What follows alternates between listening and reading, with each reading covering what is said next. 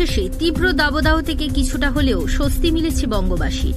কারণ হাওয়া অফিসের খবর অনুযায়ী দীর্ঘ অপেক্ষার পর দক্ষিণবঙ্গের বেশিরভাগ জেলায় বর্ষা প্রবেশ করেছে, কিন্তু কলকাতা সহ বহু জেলাতেই ভারী বৃষ্টির পূর্বাভাস দেয়নি আলিপুর আবহাওয়া দপ্তর।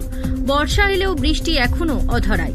হাওয়া অফিস জানিয়েছে, দক্ষিণবঙ্গে মৌসুমী বায়ু প্রবেশ করলেও দেরিতে বর্ষা আসার ফলে 1 থেকে 24 জুন পর্যন্ত দক্ষিণবঙ্গের জেলাগুলিতে বৃষ্টির ঘাটতির পরিমাণ স্বাভাবিকের থেকে 72% বেশি।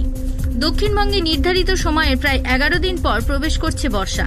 তাও সব জেলায় এখনো প্রবেশ করেনি বর্ষা। যেখানে বর্ষা প্রবেশ করেছে সেখানেও কয়েক পশলা বৃষ্টির দেখা যাচ্ছে, যে কারণে বৃষ্টির ঘাটতি দেখা যাচ্ছে জেলায় জেলায়। তবে আগামী কয়েকদিন ভারী বৃষ্টি না হলে এই ঘাটতি মেটার সম্ভাবনা নেই।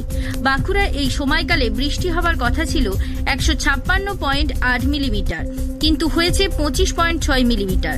সেখানে ঘাটতির হার 84%। বৃষ্টির এই ঘাটতির কারণে আষাঢ় মাসেও হাঁসফাঁস গরম দক্ষিণবঙ্গে যখন বর্ষার ঘাটতি, তখন উত্তরবঙ্গে প্রায় সমস্ত জেলাতেই জল থই থই অবস্থা। আবার বেশ কিছু জেলায় ভারী বৃষ্টি চলছে। ব্যুরো রিপোর্ট, জেলার বার্তা।